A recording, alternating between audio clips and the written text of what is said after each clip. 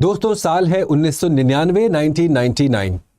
बे of Bengal से एक super cyclone Odisha की तरफ बढ़ चला है और इस सुपर साइक्लोन का ओडिशा की धरती पर ऐसा प्रभाव होता है, ऐसा प्रकोप होता है कि आने वाले दिनों में ओडिशा द्वारा उठाए जाने वाले कदम ना सिर्फ राष्ट्रीय स्तर पे पर वैश्विक स्तर पे डिजास्टर मैनेजमेंट का रुख ही बदल देते हैं।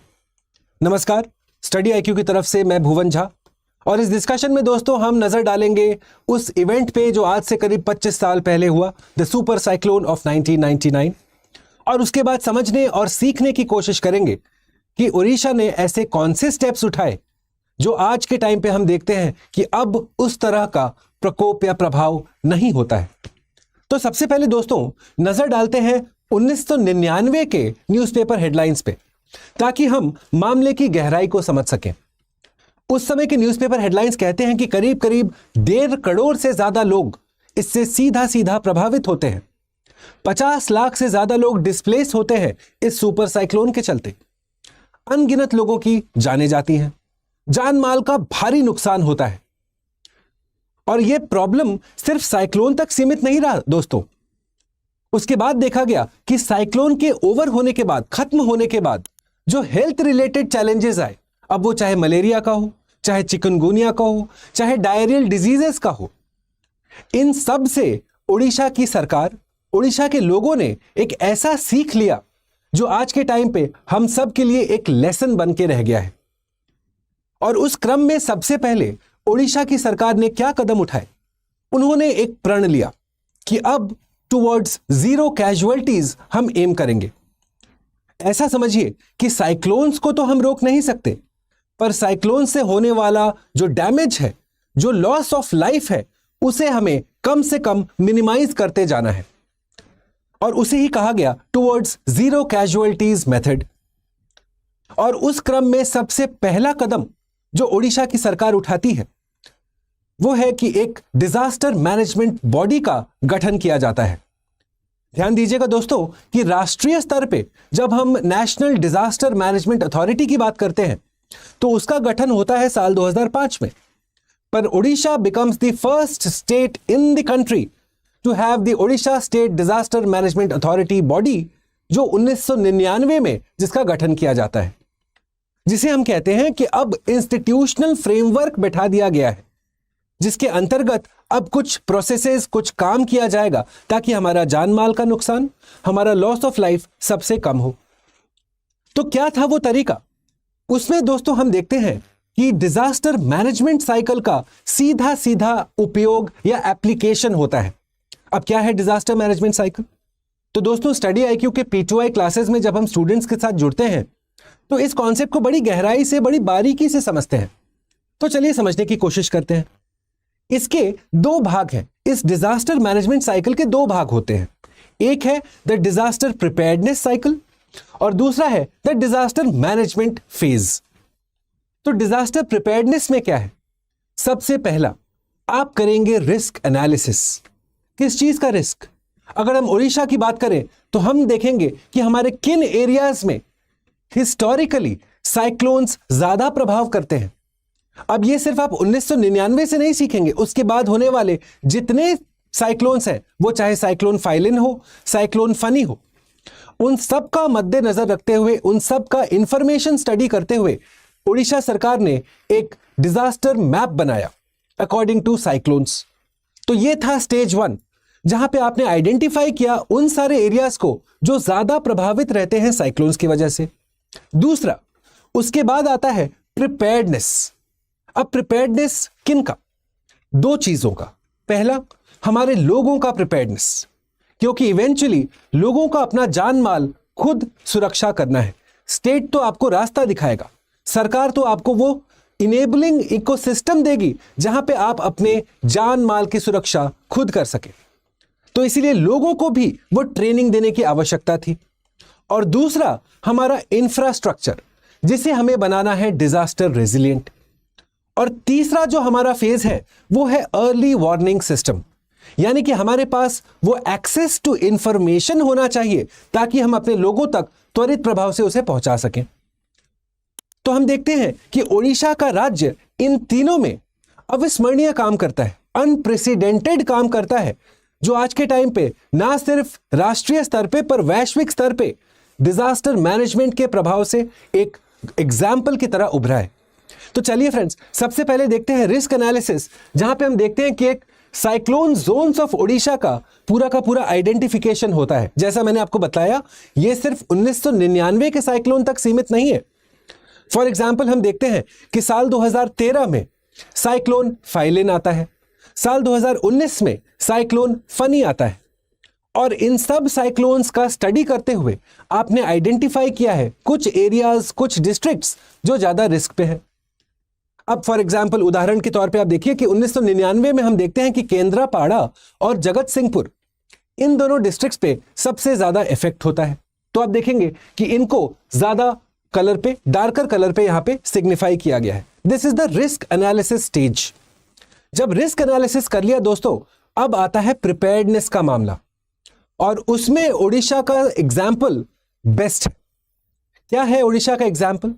उन्होंने अब कम्युनिटी लेड डिजास्टर मैनेजमेंट को फोकस किया है, यानी कि हमारे लोगों को आप सेंटर पे रखेंगे ऑफ द पॉलिसी मेकिंग, क्योंकि एंड ऑफ द डे लोग अपना जान माल का रक्षा और सुरक्षा खुद कर सकें।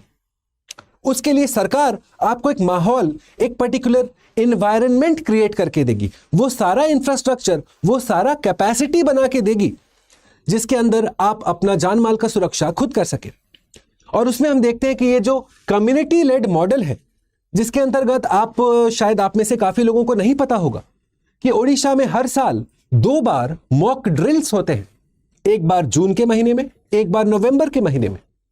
और इन मॉक ड्रिल्स में ना सिर्फ डिस्ट्रिक्ट एडमिनिस्ट्रेशन पर हमारे पंचायती राज इंस्टीट्यूशंस, हमारे self help groups, volunteers, schools, colleges, private and public sector साथ में इस मॉक ड्रिल्स को करते हैं। तो समझिए फ्रेंड्स, क्या ये कैपेसिटी बिल्डिंग हुआ? क्या हमने ट्रेनिंग दिया हमारे लोगों को, ताकि कल के दिन अगर कोई साइक्लोन या सुपर साइक्लोन आता है तो हमारे लोगों को पता है कि हमें क्या करना चाहिए। तो ये था स्टेज 1 ऑफ प्रिपेयर्डनेस, जहां पे हमने कम्युनिटी को प्रिपेयर किया। पर जैसा मैंने आपको बताया, सिर्फ कम्युनिटी को प्रिपेयर करना इनफ नहीं है, हमें हमारे इंफ्रास्ट्रक्चर को भी डिजास्टर रेजिलिएंट बनाने की आवश्यकता है। और उसमें हम देखते हैं दोस्तों कि ओडिशा 3 तरीकों से इस डिजास्टर रेजिलिएंट इंफ्रास्ट्रक्चर को अप्रोच करता है। सबसे पहले फोकस करिए शेल्टर लोकेशंस पे। अगर आप ध्यान से इस मैप को देखेंगे तो आप देखेंगे ये कोस्टल एरिया के आसपास, ये जो ऑरेंज कलर से आप देख रहे हैं, ये सारे हैं हमारे मल्टीपर्पस शेल्टर्स, जहां पे कल के दिन अगर कोई सुपर साइक्लोन आता है तो लोकल लेवल पे कम्युनिटी के लोग जाके वहां पे आसरा ले सके। ये भी वर्ल्ड बैंक की सहायता से मल्टीपर्पस शेल्टर्स बनाए गए हैं। At the same time rapid action force या रेस्पॉन्स फोर्स जो डिजास्टर मैनेजमेंट के लिए गठन किया जाता है, उनको भी आप स्टेट वाइज अलग अलग जगहों पे लोकेट करते हो। और तीसरा हमारे वॉच टावर्स, ताकि हमें अर्ली वार्निंग सिस्टम पे हम काम कर सके। ये वॉच टावर्स भी ओडिशा अपने कोस्टल एरियाज में हर जगह क्रिएट करते हैं, इंस्टॉल करते हैं। तो इस तरह से हम देखते हैं कि कैसे ना सिर्फ कम्युनिटी को, पर अब इंफ्रास्ट्रक्चर भी हमारा रेजिलिएंट है ओडिशा में। रेजिलियंस का अर्थ क्या होता है दोस्तों? कि आप एक बार धक्का खा के वापस उठ सके, और वो तभी आप कर सकते हैं जब आपका कम्युनिटी को आपने ये सारा इनेबलिंग एनवायरनमेंट दिया है। अब जब ये देख लिया फ्रेंड्स, तीसरा स्टेज क्या था? Early warning system. और early warning system of Odisha एक ग्लोबल एग्जाम्पल है। 1999 में क्या देखा गया कि जो अर्ली वार्निंग का दारोमदार था या रिस्पॉन्सिबिलिटी था, वो था दूरदर्शन और ऑल इंडिया रेडियो के ऊपर। अब इससे प्रॉब्लम क्या है कि आपका लोकल लेवल पे जो अर्ली वार्निंग जाना चाहिए वो नहीं जा पा रहा था, क्योंकि Doordarshan, all India radio state specific information या डिस्ट्रिक्ट स्पेसिफिक इंफॉर्मेशन दे रहे हैं आपको, पर हमारा गांव, तालुक, कस्बा लेवल पे वो इंफॉर्मेशन अब कैसे दिया जाए? तो उसमें ओडिशा हेल्प लेता है साइरेंस का, उसमें ओडिशा हेल्प लेता है वॉच टावर्स का, उसमें ओडिशा हेल्प लेता है डिजिटल मैकेनिज्म से मास मैसेजिंग का, जिसके चलते लोगों में त्वरित प्रभाव से as soon as possible information पहुंच रहा है कि एक साइक्लोन आने वाला है, आप लोग जाएं, अब जाके एम्बैंकमेंट की तरफ या हमारे शेल्टर्स की तरफ बढ़ चले। और इसलिए आप देखते हैं कि डिजास्टर रेजिलिएंट इंफ्रास्ट्रक्चर भी बनाया गया है। जैसे मैंने आपको बताया कि हमारा ना सिर्फ साइक्लोन शेल्टर्स है, कोस्टल रोड्स है, एम्बैंकमेंट है। तो आपने इंफ्रास्ट्रक्चर बना दिया, अर्ली वार्निंग सिस्टम भी बना दिया। और इन सब के साथ जब हम ट्रेनिंग को इंक्लूड करते हैं, जो मॉक ड्रिल्स हो रही हैं हर साल जून और नवंबर में, इसके चलते ओडिशा के लोगों के पास बेहतर सुविधाएं हैं, बेहतर ट्रेनिंग है कि वो अब एक साइक्लोन, सुपर साइक्लोन भी हो तो उसको आराम से अब डील कर सकते हैं। ऐसा समझिए दोस्तों कि अब ये चॉइस की बात नहीं है। अब गवर्नमेंट्स को ये नहीं सोचना है कि क्या हमें डिजास्टर रेजिलिएंट इंफ्रास्ट्रक्चर बनाना चाहिए, क्योंकि जैसे जैसे क्लाइमेट चेंज और बढ़ता जाएगा, जैसे जैसे इसके इफेक्ट्स और ज्यादा सिवियर होते जाएंगे, वैसे वैसे इस तरह के इवेंट्स और कॉमन होते जाएंगे, which is why it is not a matter of choice anymore.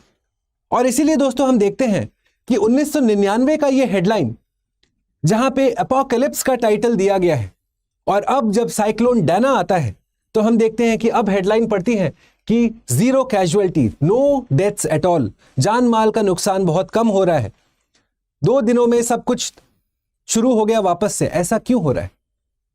क्योंकि साइक्लोन्स तो आते रहेंगे, पर अब आपने वो सिस्टम, वो पर्टिकुलर ट्रेनिंग, वो पर्टिकुलर डिजास्टर मैनेजमेंट साइकिल के अनुरूप वो तरीका एस्टैब्लिश कर दिया है, जिससे Odisha has now become a global example in disaster management.